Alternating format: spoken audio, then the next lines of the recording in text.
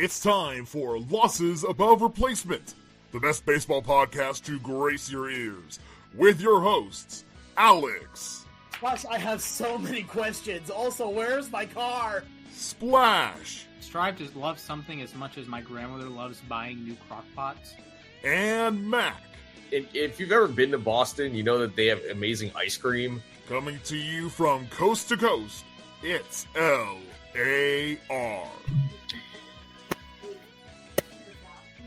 Clap it up, everybody. Actually, in all fairness, we are so back. We've never been more back. It's a wonderful Wednesday. It's Wednesday, my dudes. 9, 10, 25. Can you believe it? Mac and Alex, how are you guys doing? Doing solid, I'd say, so far. Seattle Mariners are winning games with the power of magic and mustaches. So, this is quite nice here to see them actually winning ball games down the stretch. So we'll talk about that a little bit more later, though. But other than that, I think we're doing okay over here. I'd be doing better if my baseball team knew how to play baseball properly. We've reached the point where, again, it's honestly crazy. We've somehow, many times the last couple months or so, we've asked if the Mets have reached rock bottom, and so it's like crazy. Somehow they've reached rock bottom like 3 times this summer. But other than that, I watched football most of Sunday, so that was a good time. I'm going to see Jacob deGrom pitch against the Mets on Friday night, so that will be an experience. Gonna be awesome. It's going to be an experience indeed. I waited and I just decided to go ahead and buy a couple tickets the other day because I had a feeling once it was announced that'd be like the one ticket everyone wanted the rest of the season. So I'm kind of chilling other than that. Yeah, thankfully this is not a football podcast. Otherwise, I'd have some choice words to say for one Harbaugh, John. But that's neither here nor there. Congratulations, Mac and Alex. You guys get to fight each other Sunday afternoon. Can't wait. Do. Although I will say it's always sad when your football team puts up a smaller score than your baseball team does on that same We day. are not going to talk about Sunday anymore, pal. We are not. That day has been banned. Here's the thing. I would understand, except if you know the kick didn't doink. But anyway, that's a different story. So stop. We have a division to talk about. It's pretty hectic. Unfortunately, the wrong team is on top because our Lord and Savior Athletics should be there. But we have the American League West to discuss. The Astros enter play today with 1-game lead over the Seattle Mariners, and the Rangers are just a game and a half back of the Mariners.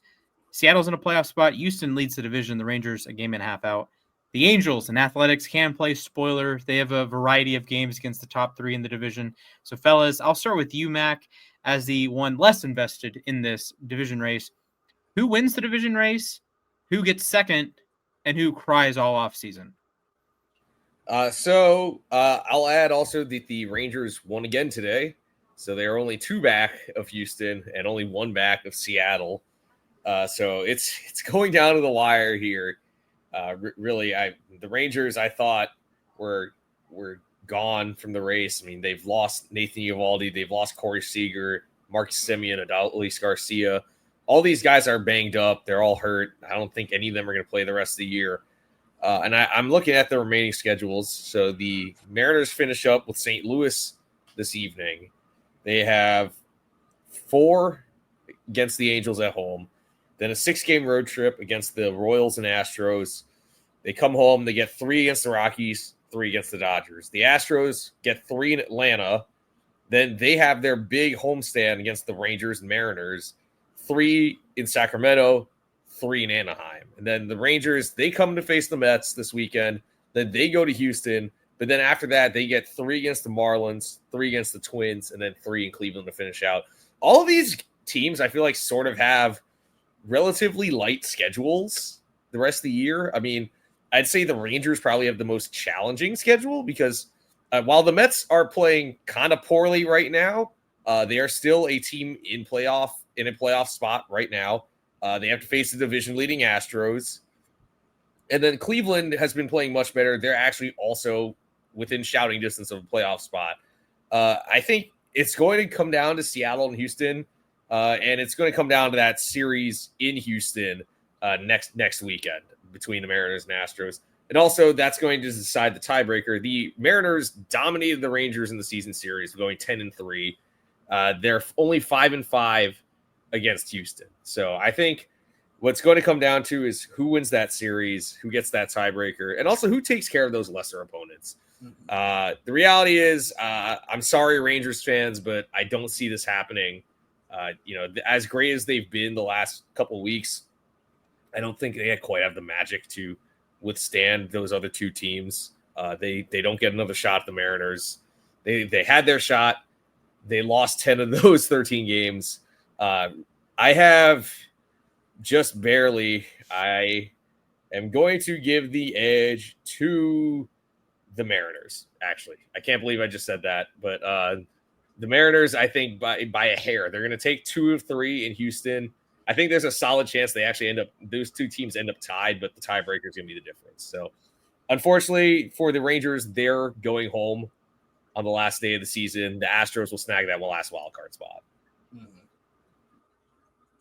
Yeah, I mean, no surprise here. I think that Seattle's going to take it, but I just kind of want to outline a little bit of this. So going into play today, right? Seattle is 77-68. The Astros 78-67. Again, it's one game, and a lot can happen over the last couple of weeks of the season. We have, I believe, actually the final game of the season is like on the 28th for Seattle, something like that. And it's very interesting that it's really going to come down to just 3 games. It is going to come down to that series in Houston, just like Max said here. The tiebreaker is on the line, and direct division opponent play is on the line. The person that you are directly competing with for the division title. Here's where I have my issues. The pitching for Seattle has been bad. Like, I'm not even going to sugarcoat it here. The bullpen has not been good. The starting pitching has had its issues here. The offense has finally been starting to pick it up again. But Seattle needed some help. Or, I should say, needed some help. Because they have gotten 2 boons in the way that only apparently Seattle Mariner baseball can get, and no, neither of them have to do with actually playing any baseball. I'm, of course, talking about M&M, the Mustache Initiative, and the Magic Spell. For those of you that do not know, for the uninitiated, shall we say, a tweet was sent 5 days ago at the time of this recording from one absolute unit, not Bob Ross. Here, using a bunch of different numbers and letters here, saying, I have paid an Etsy witch to help blank, not to unmess up the Mariners. Besties, help me manifest. The next day, a tweet saying, we have confirmation of the spell, where he paid for, on Etsy, from Spell by Luna, a $15.99 spell that was discounted by $4 from $19.99. And then from Luna Francis herself, or themselves, I should say, here has said that they have completed the spell with the best materials, and it was a ritual process full of beautiful energies, and everything will be fine. You just need to stay positive and accept the manifestation of the spell. Now, I don't normally go into I believe fully into this, and to be fair, I still don't. I'm going to be real here, but for the purposes of the next couple of weeks, I will fully believe it, because in the 4 games that have happened since then, Seattle has gone 4-0 against the Atlanta Braves and the St. Louis Cardinals. In that time, they have outscored their opponents. Wow, that's a picture, all right. Here. Yeah, that's weird to look at. They have outscored their opponents a grand total here of 35, I believe it was. 37-9 here. That is not just a lot. That is absurd levels of dominance here. And I understand a lot of that came against Atlanta, but you took that power and you've continued it here in Seattle here with a couple wins here against St. Louis, and they're going to play against St. Louis game 3 going for this sweep in a little over an hour. So the other bit was the Mustache Initiative, where basically a player-led initiative here where most of the team, except for a couple names, have shaved off all beards but kept their mustaches, and if they do not have a mustache, are currently trying to grow a mustache. Splash, if you would do me a favor, can you see if you can find George Kirby with a mustache? Because it does not look natural, but it's quite funny. But as someone who has failed miserably to grow a mustache before, it was also a team initiative when I was in college. I do not understand how anyone grows a good mustache, because I personally cannot. As Splash and I can attest, mustaches are quite nice. So it has been interesting watching this team because the entire dynamic has changed. Going back to before, I'm just going to say before Spell here, before that here, this team was sluggish. They looked and played bad. Like, it wasn't even funny how bad they were playing. They were basically, they had victory and snatched loss from the jaws of victory. What is happening here on the screen? Make sure you go subscribe to us on YouTube at Losses Above Replacement. So I'm trying to be a good producer, right, and look for a picture of George Kirby with the mustache. And I look up George Kirby mustache on Twitter, and the first thing I see is this glorious, glorious fella associated with Georgia football.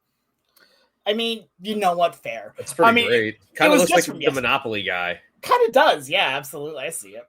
But no worries. Yeah, if you have the ability to go watch yesterday's game, you'll see exactly what I'm talking about. It is about as thin as you can get, but I respect the hustle.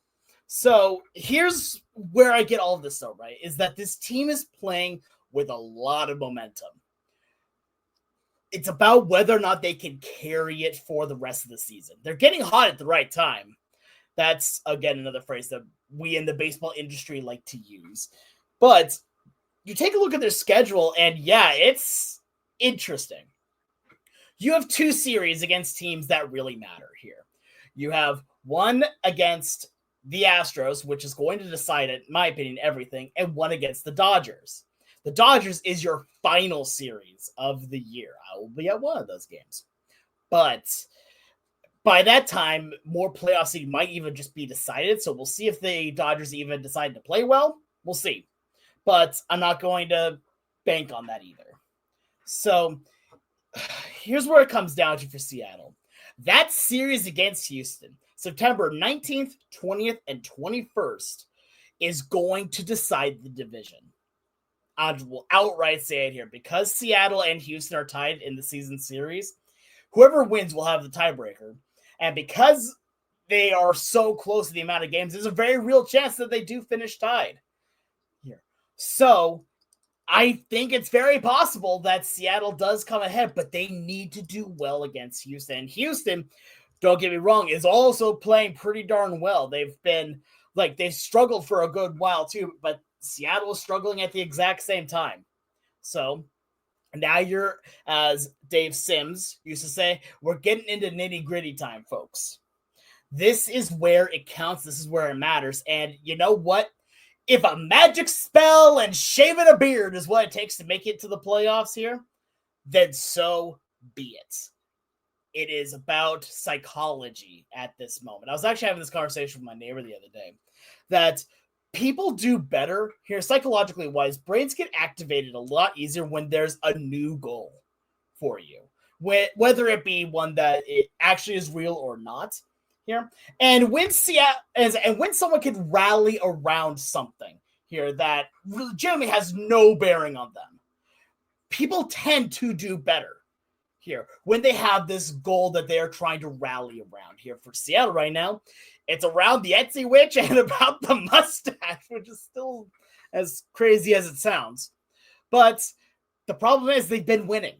I say the problem is as it's not a good thing, but they've been winning, and they've been winning well too. Each of these games have been ones where you just felt this team feels like they're in control. Even the games where you were even down for a little bit, you still felt like this team's got enough firepower to keep it going, and they have been. Also, just a little shout out here. Josh Naylor somehow has an OPS of over 1,000 playing in T-Mobile Park this season. Just the way, just how everyone expected. He literally outright said during an interview, like, I love hitting in T-Mobile Park. I don't know what it is. It just feels easier here. And to that point, I have to say, please sign here forever. You are the hitter that we want and that we need.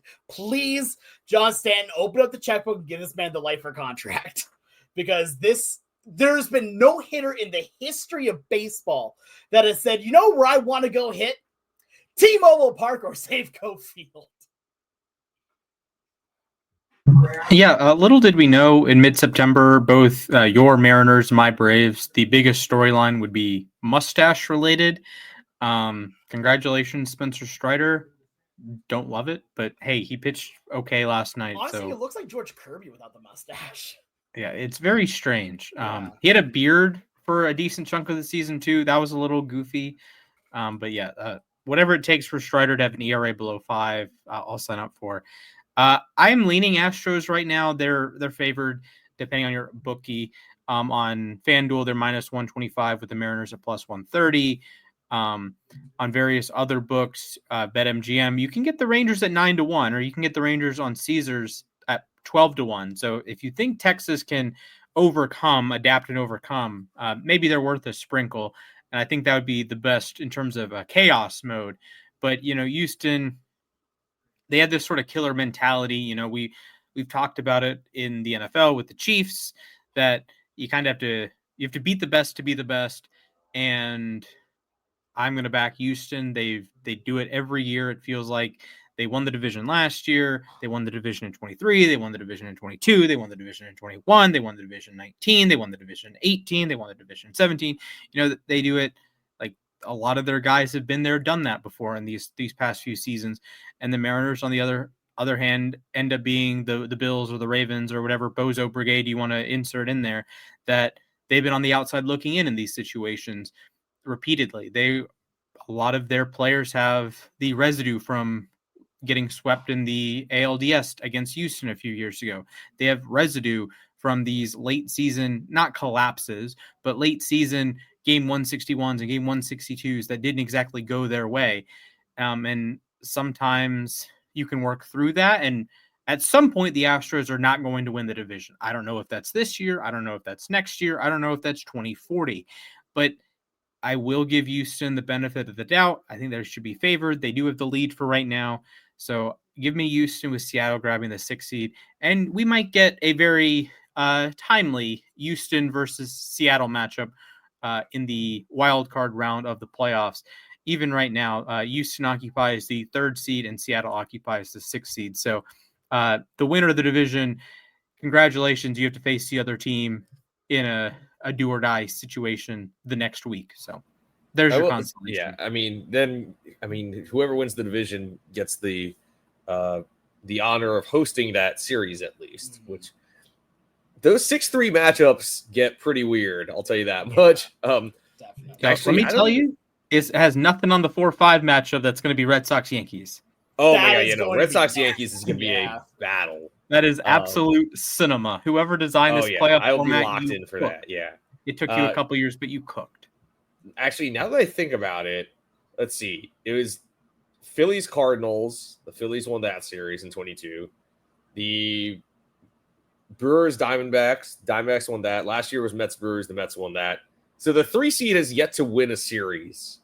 You win a wild card series on the National League side, at least. And then I'm trying to think the American League side.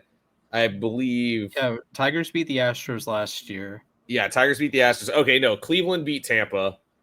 And then the other series was it Minnesota over Toronto? Yeah, Minnesota beat Toronto. So, I guess the 3 seed on the AL side has had some success, but on the National League side, not so much.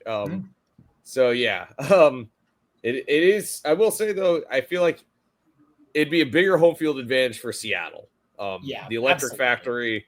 I mean, I feel like winning the division here matters way more to Seattle. Because Houston lost their home playoff series last year too. I mean, I feel like the Mariners are just T-Mobile Park is a much bigger home field advantage for Seattle than Daikon Field is for Houston. Wow, I had to remind myself that it's not Minute Maid Park. Yeah, that's fair. Are you sure it's not Enron anymore? Oh God, yeah, no, it is not Enron. Luckily, I kind of want to piggyback off what you're saying here. That it's more important for Seattle at this point because yes, I 100% agree. Seattle's played better at home this year, which I think will help a lot.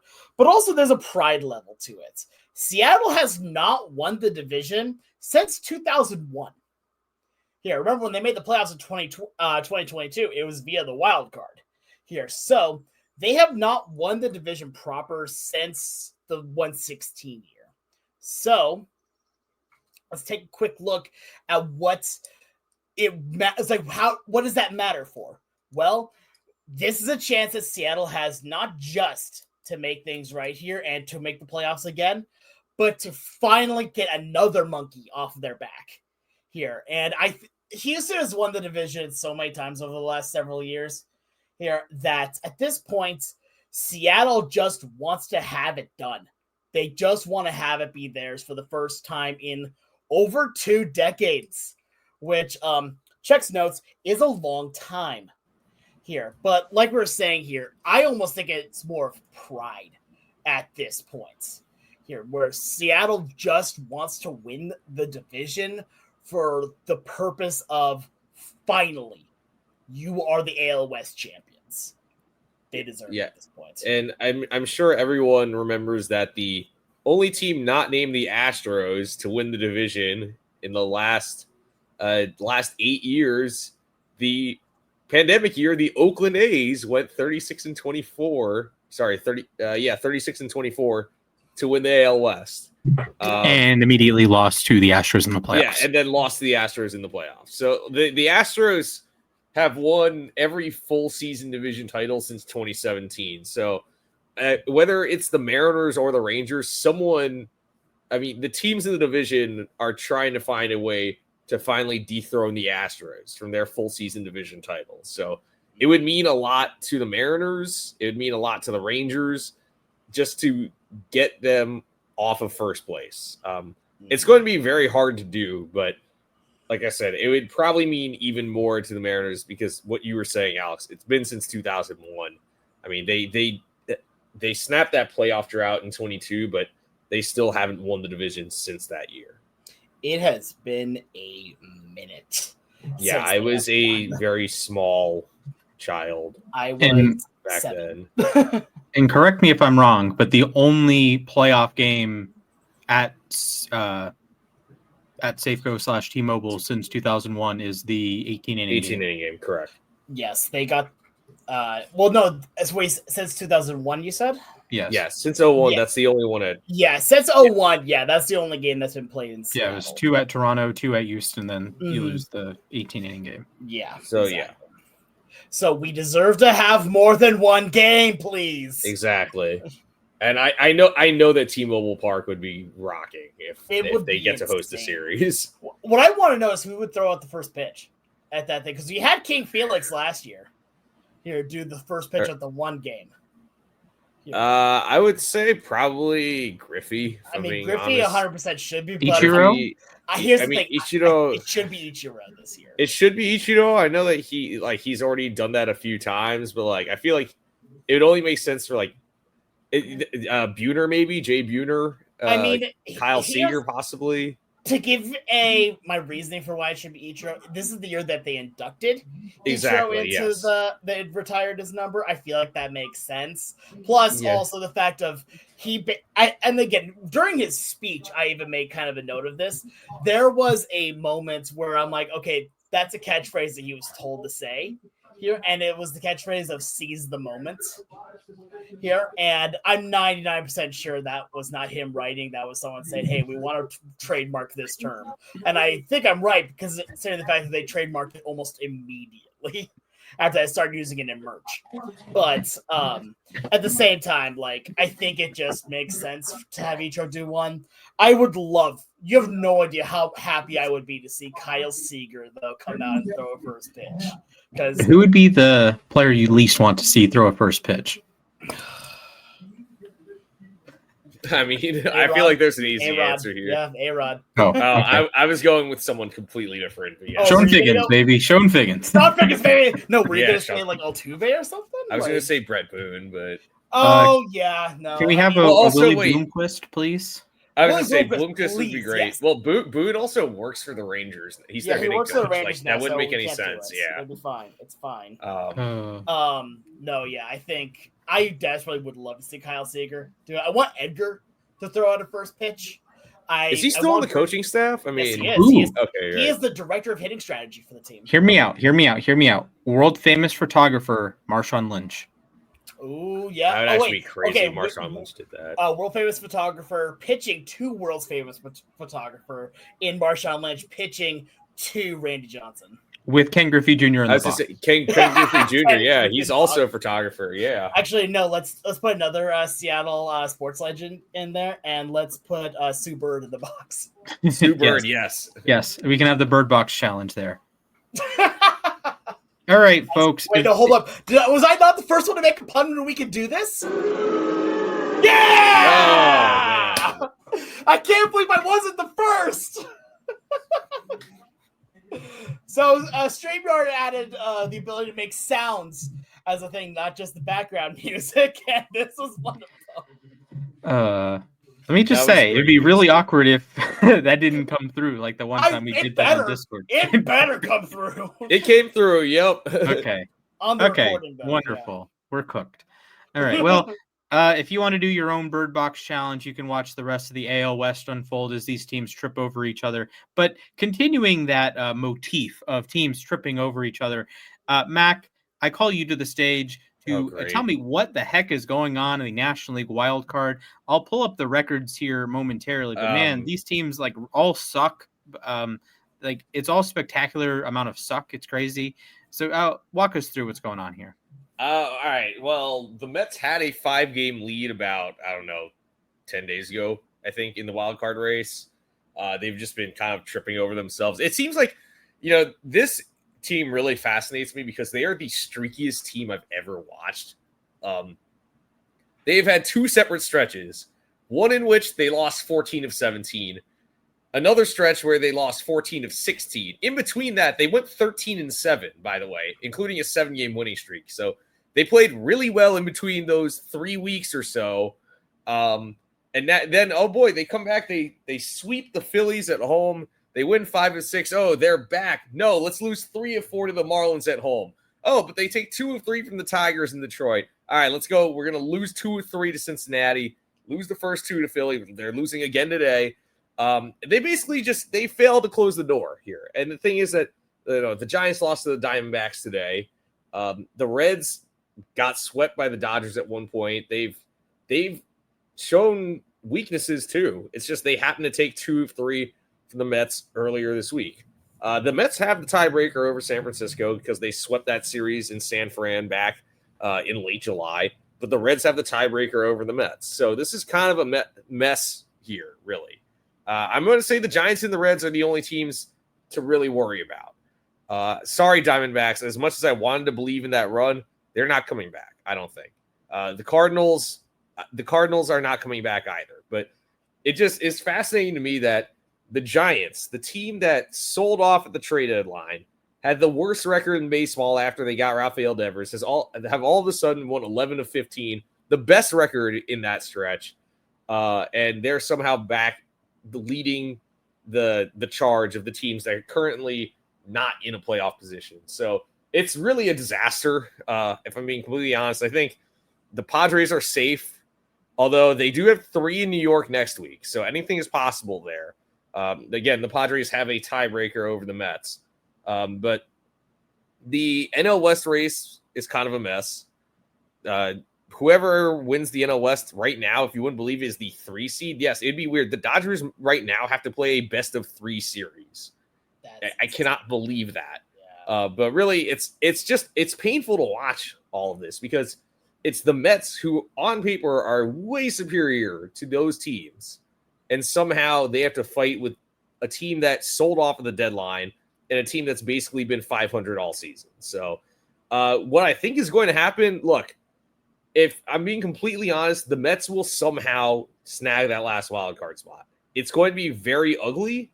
They might finish 85-77 and get trounced by the Dodgers in that first round, but I think they have just enough in the tank that they're going to do enough on their next homestand, their last homestand of the year, 9 games against the Rangers, Padres, and Nationals, that they're going to secure that last wild card spot. But they should not have to be sweating this right now. If I'm being completely honest, they have not played to their talent level. And I mean, it's going to be weird looking back at this year because there were so many highs, but the lows have been really, really low this year. Absolutely.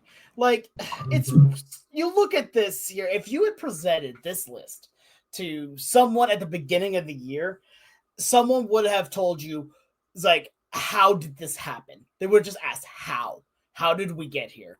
Or to quote the famous video, how did this happen?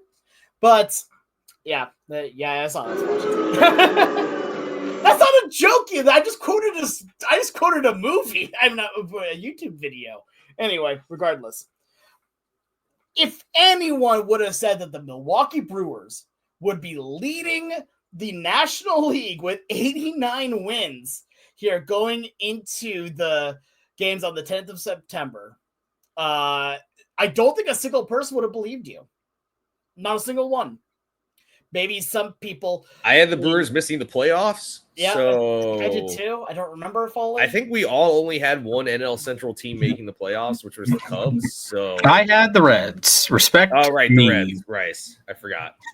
Fair enough. I mean, all wrong, but at that point, because I had the Reds. They are right on the cusp. Look, at least the Cubs they are firmly in a playoff spot.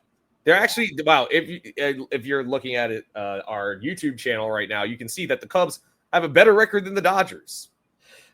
Welcome to seeding, and welcome to how the seedings work. But yeah, no, if you would have told me as well that both the Brewers and the Phillies would have had a better record than the Dodgers, scratch that also. Include in that as well the Cubs.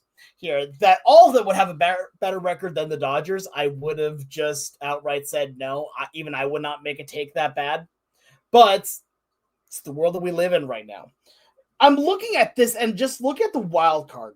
It is so funny because after the Cubs, you have the Padres here. And the Padres, I'm not going to say anything bad on. They played well. Here, they are pretty firmly right now within that second wild card spot. And honestly, I think the Mets are too. Like at 2.5 games, don't get me wrong, there's still a lot of wiggle room there. But when you have a 2.5 game lead over the next one up here, that gives you at least some level of cushion. Here is whereas you take a look at the American League wild card standings here. And the next separation after the third wild card spot is 1 game. Then 2.5 games here of that. So you take a look at what's going on here, and I honestly don't think that there's going to be much of any change in the wild card list here. I think that if anything is going to happen, I would say that San Francisco might edge out the Mets here, but that's such a heavy might. You know, it is. I'm not going to put any real eggs in that basket. Plus, even if they do, then you're going to have San Francisco versus the Dodgers in what I'm going to call the much more efficient travel series, as in trying to go between San Francisco and Los Angeles is a lot easier than trying to go between Los Angeles and Queens. So, I mean, I don't think that's too hard to say. Here, I'll throw one more thing in there, which is that the Giants still have to play the Dodgers 7 times the rest of the year. So, I mean, I understand the Dodgers haven't really played to their abilities either. I mean, heck, they lost 2 to the Orioles this past week. They got swept by the Pirates. But it's not like the Giants will have an easy out facing the Dodgers 7 times. They still have to face the D-backs 3 more times, which That'd be in Phoenix. And they also have 3 more with St. Louis, who just took 2 out of 3 from them. So the Giants have a tough path. The Mets also have a tough path, to be fair. The Mets have to face the Rangers and the Padres and also the Cubs. Plus, they have a series against the Marlins, which always ends poorly, it feels like. So I feel like the Mets and Giants have the tougher schedules ahead of them.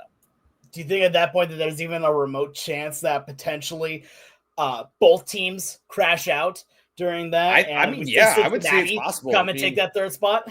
I mean, hang on, I haven't looked at the Reds schedule yet, but like, yeah, I think it's a very real possibility. If I'm being honest, I think both teams, all of these teams, it's not like the AL wildcard race is different because I feel like it's mostly teams that are playing well right now. Mm-hmm. You know, the National League, it's all these teams that are tripping over themselves. Like it's not like, all right, so the Reds next up get the A's in Sacramento. They have 4 with Chicago and 3 with Milwaukee. Those are like their big series the rest of the year, but it's just the Cardinals and Pirates other than that. So A's, Cardinals, Cubs, Pirates, Brewers. Like they have a much lighter schedule compared to the Giants and Mets, I feel. Yeah, this is going to be very interesting going forward because I do think the Mets have probably of any team that we've talked about so far today have the hardest schedule. Oh yeah, 100%. But the problem is I'm still very much rooting for the Mets against the Rangers. Please do well against the Rangers. I'm 10-1 at the ballpark this year, so hopefully that continues. Please let that continue. Also, that pitching matchup that you're going to see will be cinema. DeGrom against Tong, yep. That is going to be beautiful to watch. But yeah, I mean, as much as it'd be really fun to say Cincinnati takes it, I think I'm just going to keep with the Mets. I think the Mets have the best chance, but their schedule is just brutal. Yeah, I'd love for Cincinnati to make it. It seems unlikely. And this poor graph shows just how putrid the Rockies are this year. At least on Rockies. Yeah, poor Rockies. I am rocking the Rockies hat today, though. But on Fangraphs, I'm going to give you a layup here. You are rocking the Rockies hat. That's what I said. No. Yeah, I know. Just like playing onto the pun a little bit more. Yes. Well, I have the playoff odds pulled up here according to Fangraphs, and as far as Fangraphs is concerned, it's a pretty fait accompli that the Mets are 89% likely to make the playoffs as of today. The Cubs are 99.8, the Padres are 98.6, and the Reds and Giants are both under 6%. So odds are we're going to have to see. I don't know how they came up with that because I don't know. To be fair, the Mets were up at like 95% entering the weekend. So their odds have gone down slightly, but I feel like they're not giving the Reds and Giants enough credit. Yeah, sure. And the Mets have fallen under 90% now, but I mean, both Cincinnati and San Francisco have had major problems the entire season. The Reds have never been above even 25%, and the Giants haven't been above 25% since the end of July. So there is something to be said for a team struggling for long stretches of the season. Yes, I would love to see the Reds and have they could throw some truly incredible pitching out there. And it would be away from Great American Ballpark. So that would be electric. Like if they head into Chavez Ravine and lock down the Dodgers, bada bing, bada bang, that would be cinema. I will say that, and I say this obviously with a dog in the fight here, but Cincinnati, Great American Ballpark, I feel like deserves a playoff series at some point. Whether or not it's this year, I think actually next year, say the Cubs lose Kyle Tucker and like a couple of their key guys, then I can see the Reds coming away with a playoff series. And I feel like Great American Ballpark, like Cincinnati is itching for a playoff series. They have not hosted a playoff game since 2012. They have not won a playoff game since 1995 in Cincinnati. In Cincinnati, yeah, you're right. And that's also the last time they won a playoff series because they got swept by the Phillies and then blew a 2-0 lead to the Giants. And they lost the wild card game in 2013. They lost the short little pandemic series in 2020. Like go Braves. Oh, so yeah. The Reds. And the thing is, Cincinnati is a great baseball city. I feel like they don't get enough credit because obviously, people love their football team there. They love I get Ohio State's not Cincinnati at all, but like They love the Bearcats there though. Like they're really passionate about sports there, especially baseball. But they just haven't had a lot to get excited about there. And maybe they do get a chance to host a series in the near future. Yeah, that'd be fabulous. Their last home playoff win was October 6th, 1995. Any guesses at who started the game for the Dodgers on the mound? Oral What Hershiser? year was it? October 6th, 1995. Any guesses on who was the starting pitcher for the Los Angeles Dodgers that day? Was that Valenzuela? Yeah, was that off the? I'm trying to remember the years. I'm definitely getting the years mixed up. Here, 1995. I feel like it's either Oral Hershiser or Ramon Martinez. Those would both be incorrect. Both starters in this game have a famous no-hitter. Is one of them Tom Browning? It is not Tom Browning. What? I don't even know. The Red starter did not do it with the Reds. It was with a different team. And he threw a no-hitter at some point. Was it before? Very famous no-hitter. A very famous no-hitter? Very famous. In 1996? No. What year? Famous in what way? Like, well, the hat he wore is pretty famous. The number of base runners is pretty famous. And doing it for a certain team is pretty famous. What? He got fined for wearing a particular hat. You lost me, man. Yeah, I'm lost here, man. Okay. It was David Wells versus Hideo Nomo. Oh, wow. Oh, that was Nomo's rookie year, right? Yeah. I knew that. Yeah. So just some David Wells. I forget about David Wells being on Cincinnati. Yeah. But Yatsu was the 3-hitter for the Dodgers, Eric Karros. The older Delino DeShields, Raul Mondesi. Senior, yeah. Todd Hollinsworth came in as a pinch hitter. Another National League Rookie of the Year. The Reds had Barry Larkin, MVP that year. MVP, yep. Ron Gant, Reggie Sanders, Benito Santiago, Brett Boone. Wow, the Reds. Yeah. Wow. So some fun names here. David Wells, my brother was at David Wells' perfect game. Like it's that I know that was the legendary he was hungover when he threw it and all that. But and he got fined for wearing the Babe Ruth hat. Oh yeah. No, that's what I mean though, is that like the Reds, that was a whole different stadium too. That was at Riverfront. Like it'll be the 30th anniversary in about 4 weeks. Yeah, that's crazy actually. Yeah, that is insane to think about.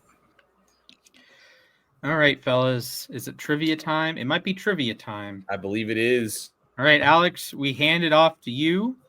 All right, everyone. It is time for trivia, and today's trivia has a name. We are playing Chain Reaction.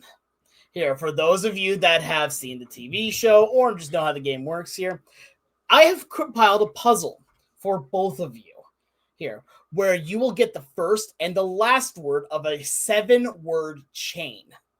Here, where you will try to go from the top of the chain all the way down to the bottom, and the first one to do that wins. Now, how it's going to work here is I have 2 different ones, one for each of you, and on your turn, you will get one guess here, and if you get it wrong, then we move on, but you will get an extra letter added on here too. So you will have the first word and the last word. Then every other word, you're going to have one letter of the first letter of. If you get the answer wrong, I will give you the next letter for that, and then we move on to the next person's turn. I will not give you the last letter. So if you get all but the last, I will tell you that is the last. I cannot give you the last letter. Does that make sense, just how I'm describing it so far? Yes, sir. Let's cook. All right, fantastic. So here is what we are going to do for this. Here, I am going to go ahead and flip this remote control here because I refuse to flip a coin. Flip anything but a coin challenge. Exactly.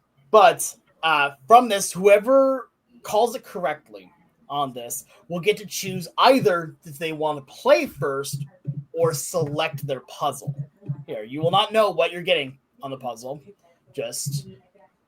So more than likely, you're probably going to choose to play first. So, let's see. Mac, do you want heads or tails? Tails. Tails. It is tails. So, Mac, here, would you like to be first or would you like to be second? I'll go first. Okay. So then Splash, a little arbitrary, but do you want the first or the second puzzle? I'll take the second puzzle. Sounds good. All righty. So I'm going to give you both your guys' puzzles, though, at least right now, for you guys to write down so you can reference. Sure. Here. Right. So, Mac, your goal is to combine the words pitch, then game, with the letters in between being A, L, O, S, and B. So wait, can you start that again? So Yeah, that's going down. That's Yes, the going down. You have pitch, A, L, O, oh. S, B, and game as the final word. So pitch is my first word. Game is my last. So, by the way, I should mention this as well. Most to all of the words here, or the kind of reactions, are all going to be baseball related in some way. I would hope so. I made it for a baseball podcast. I'm trying to make sure that I'm keeping on brand. Yeah. All right. All right. And Splash, your puzzle starts with the word triple, then goes P, B, F, P, C, and ends with the word drills. All right. Yep. So, with that being said, Mac, here, you are now, and I do have a tiebreaker, by the way, just in case it takes the same amount of turns. I do have a turn counter as well. All right, Mac, if you are ready to go. I'm just supposed to guess a word here. You're supposed to guess the word that follows in your puzzle, the word pitch. Average. I don't know. Can't really think of any baseball words that start with an A. All right, that is incorrect. The next letter is a G. G. Okay. All right, Splash. I'm going to go with triple play. Triple play is correct. Okay. And one thing I will say as well, and this is how they do it, I should have said this a moment ago. If you get the word correct, you keep going. Mm-hmm. So you're not done. Your turn is not yet done. Sure. All right, Splash, then you have the next one. I'm going to go with play ball. Play ball is correct. Okay. Okay. I'm getting Maybe destroyed. it did mean a little bit more if you decide who chooses the puzzle. But, Okay. all right, your next one. I'm going to go with ball 4. Ball 4 is incorrect. Okay. Here, the next letter for you is an I. All right. So, Mac, it is now back to you. All right. I'm just gonna guess it means against. That is incorrect. I like to guess, though. God. The next letter is a G. What? Here. Oh. Okay. All right. Splash, back to you. You said F, correct? Yeah, it's F Like- and I. Okay. Is the next letter for that. Ball finish. That is incorrect. The next letter of that is an E. All right, Mac, back to you. Okay. It's Aggressive. AGG. Aggressive is correct. Let's go. All right. So now you keep going. We have aggressive, then an L. Okay. League. Say it again. League. League. Yeah. That is incorrect. Here, but the next letter is an E. Okay, that's weird. I'm going to go with ball field. Ball field is absolutely correct. Here. You have the all next one where it is a P.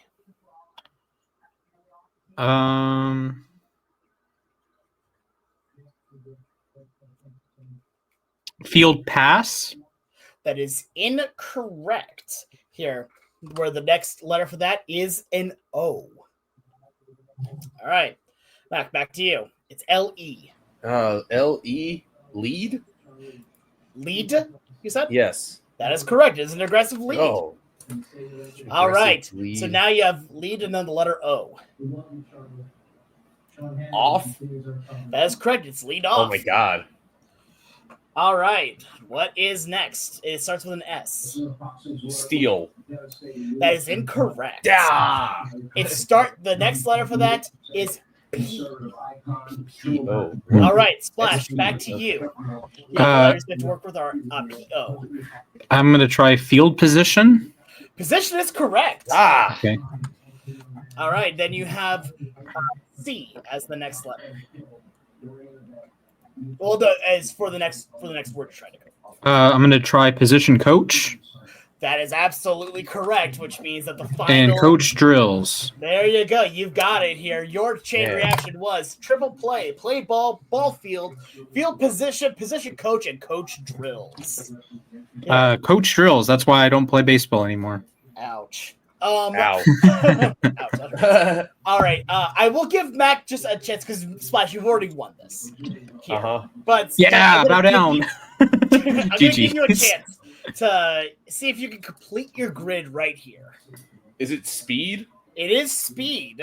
Okay. So you have also the next letter is B, and for a little bit of help as well, remember the bottom word is game. This is the only word between. So ball.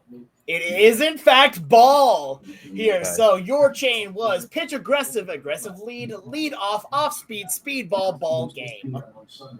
Here. Wow. But okay. That was very, very close, and Splash etched it at the very end. It took me a second, I think, to figure out what I was doing. You know, That's Beautiful. fair. That's absolutely fair. Yeah. But that was good though. I like Nice. that. Fair enough. We have a little bit of extra time to work with here. So how about this? Just for a little bit of fun, I do have a tiebreaker for Okay. both of you here. Let's hear it. So how this is going to work is that I am going to give you a mini chain here.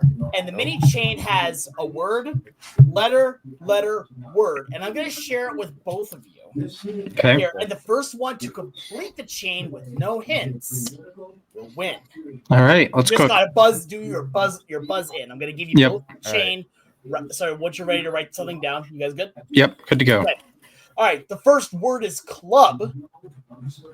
Then the letter is H. The next letter is C, and the last word is up. Beep, beep, beep, beep, beep, beep, All beep. right, Splash. Give me a Club, house call up. Splash. You got the tiebreaker Wow. too. Way that to was go. crazy. Wow. Way to go. I heard club and immediately started thinking of a sandwich for some reason. I mean, look, it's dinner time. I feel it. Well, it's a little past dinner. It's 9 p.m. here. I mean, that's fair, but I mean, that's dinner time for some people. I could go for some club crackers. I mean, yeah, club crackers are great, but also I think the club sandwich is like the greatest invention ever. That's fair. Really. I do enjoy me some club soda. So. Dude, I don't know, club like chicken club, turkey club. I think the chicken club is like the greatest sandwich ever. So, yeah, I'll rank it against a good bacon, egg, and cheese. This is how you come. This is why you're here. This is why you come to the LAR podcast. It's not for the baseball. It's for the sandwiches. It's the sandwich. I'll be honest. I think I lean with the chicken club. I don't know. I love a chicken club. Thing is, I think it fills me up more than a bacon, egg, and cheese does normally because it's on like a hero. So. That's fair. That makes a lot of sense. All right, Splash, I hand it back to you. Okay, absolutely. So it's our time to ourselves, everyone's favorite segment. Would either of you like to go first, or do you like me to take the reins here? Because I got something cooked up. I say go for it, Splash. All right, folks, count me down. All right, your time begins in 3, 2, 1, go. Boys and girls, ladies and gentlemen, this actually has nothing to do with the Ravens-Bills game. This has everything to do with people in not sports media, but sports fans.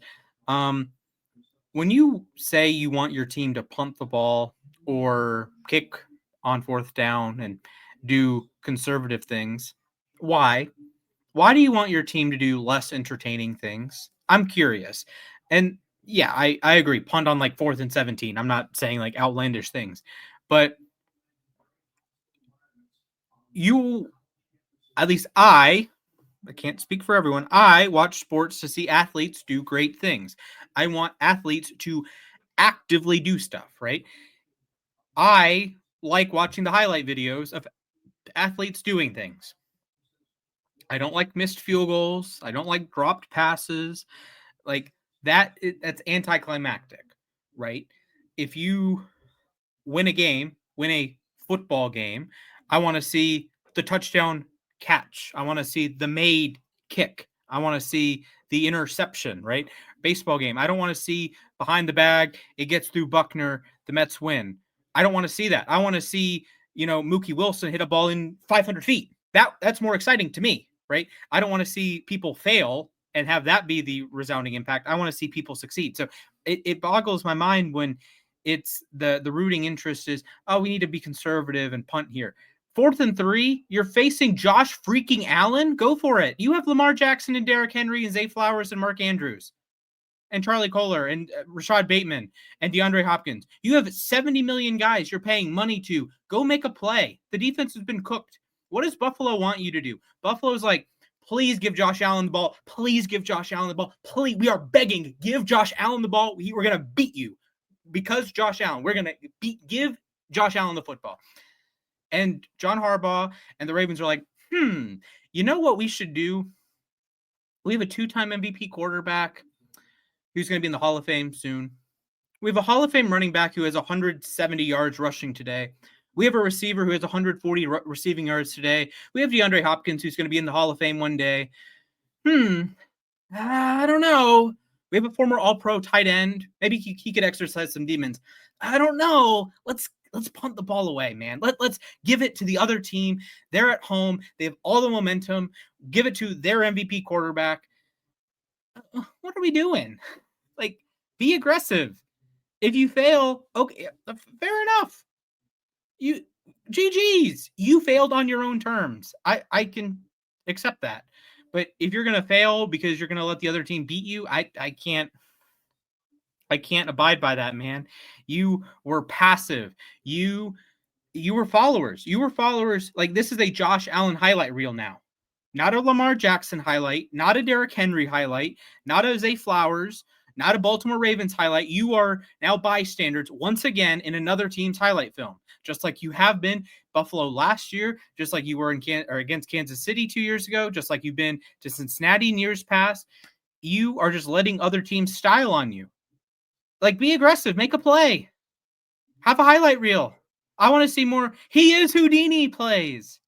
What are we doing? Get it together. Yeah, I'm going to agree with you here. As someone that watched Seattle in the last game there, when you were on 4th and inches away and in field goal range, I understand that. When you have the ball late in the game and just seeing you take the field goal for the points here when it's like when you had a very real shot, especially how good the running game was, especially just playing tough football up the middle. Why kick the field goal there? Did not help you. You lost 17-13 and got outscored by the Seattle Mariners that day. You just listen.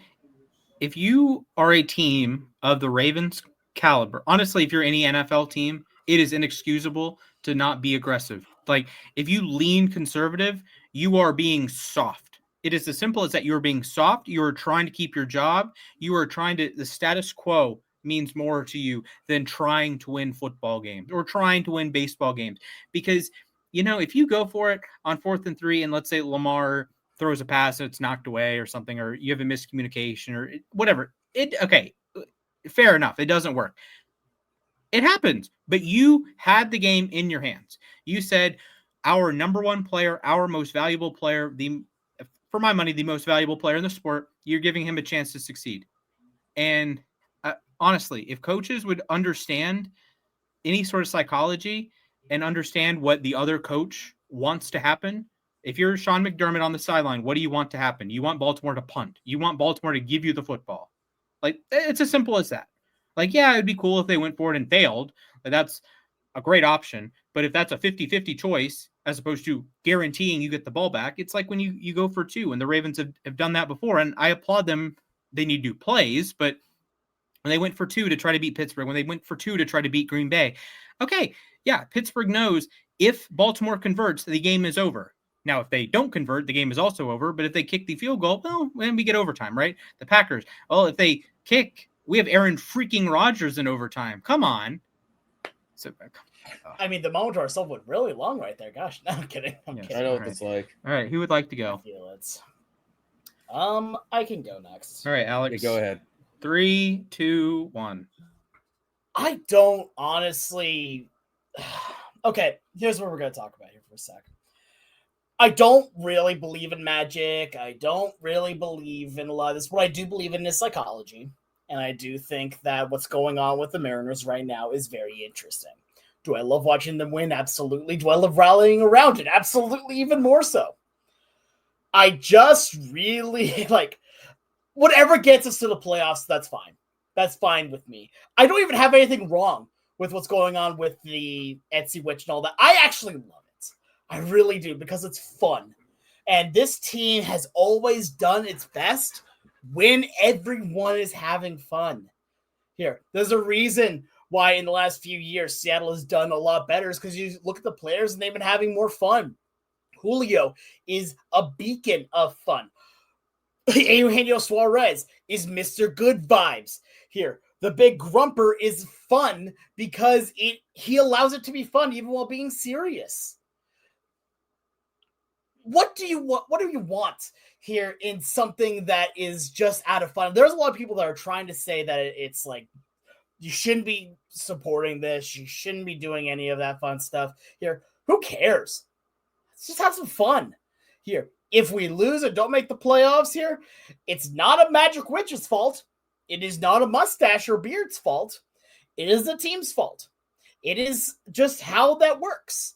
If the team wins, it's not a Magic Witch's fault. It's not a Mustache's fault.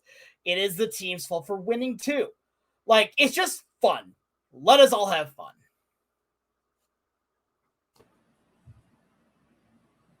Yeah, no, it actually is the mustache's fault. You're shaving off your aura when you shave the beard. No, I mean, I disagree with that. I feel like you could be gaining more aura when you are doing it as part of a group effort for the purpose of a larger cause. But think about all the hockey players that grow their beards for playoff beards. And think about the 2013 Red Sox. I'd say the 2013 Red Sox had crazy playoff. Oh, absolutely. The problem is right now we see a lot of players on this team that can't grow even a mustache. Here, and they are honestly trying. Alex, if you want all the aura points, just do whatever the heck JJ McCarthy does, because that man has aura. I mean, I guess here maybe I'm still just old and don't fully understand how aura works. No one knows what aura does. Yeah, I know. All I know is that the more aura has aura. You have, the only thing is I know the more aura you have, the better, and it is something that can be farmed. Apparently, as I've been told. Yeah, it can be farmed. Apparently, engagement farming too. Engagement farming is definitely a thing. Yes, yeah. You can get those aura rings that tell you how well you sleep. Yeah, well, I was thinking you could teach your Pokemon how to use aura. That one deserves a boo. This is very true. Yes, absolutely. Yes. That's Lucario, a different aura, though. That's actual spiritual energy aura, as opposed to intimidating. Got Lucario and Mewtwo, and actually there are a bunch of we got the aura, right? This is the aura you guys are talking about, right? Yeah, definitely, 100%. I definitely use a Lucario. Here's Legend ZA comes out in a month. Yeah. I'm a big fan of Lucario, so it's just absolutely. Both Lucario and Mewtwo have has Mega Forms. So. Exactly. Yeah. So I mean, it's whatever. Oh yeah, totally. Yep. There it is. Aura. Yeah. Absolutely. Yeah. All right. Mac, you ready to go? Yeah, sure. All right. McCorkle. All 3, count me down. 2, 1. Yeah, I just need to. I can't remember if I've said this before on this podcast. I need to just say the enhanced games are dumb. Really not a fan of the enhanced games at all. For those of you who don't know, some geniuses think that it's a competitive sport to take steroids and try to break records and stuff on steroids. And I'm very much not a fan of this. Most recently, today, as of this recording, Ben Proud, a great sprinter from Great Britain, announced today that he's going to throw away the rest of his professional swimming career to be part of the enhanced games. And I understand there is money involved in this. I still think this is ridiculous. These are not real records that are being set. You are clearly going against the rules here. And also, injecting these drugs in your body is terrible for you. So, yeah, overall, thumbs down all around. Apparently, they're suing for $800 million or something. Look, I understand if you're going after the financial aspect of things, but it is an asterisk on your career. And I can't endorse this. So the rules are clearly laid out. You should not be doing this. And here we are. We're creating a whole league whole group of athletes that are just going to go out, compete on steroids. Yeah. So that's just my whole soapbox about the enhanced games. Don't do it, folks. Yeah, I'm with you on that one. I'm not a big fan. I'm not a big fan of the enhanced games. Yeah, no, it's just, I mean, someone did break a world record recently. I don't know, a couple months ago, and apparently, yeah, there's like a cash prize for breaking a world record. But like, you guys know, it's not legit. So yeah, so it's like, what's the point even? Yeah, I'd say it's less legit than Barry Bonds' home run record. Yeah, but that's not saying much. Yeah, exactly. Yeah. Anyway, there. All right, Splash, you ready to end this out? I hope so. My laptop may or may not be dying, so I just plugged it in, so I might be moving around a little weird. But thank you guys for listening or watching. You can, if you listened, you can watch us on YouTube, Losses Above Replacement, LAR_baseball. If you watched us, we have a podcast. You can find it wherever you get your podcasts, Apple Podcasts, Spotify, wherever you may be. Check us out on Twitter at LAR_baseball. You can check me out at Mr. Splashman19. You can check Alex out at The Sports Guy 242. You can check Mac out at Mathias_A_K. And for all of us here at Losses Above Replacement, see you next week. Toodles. See you.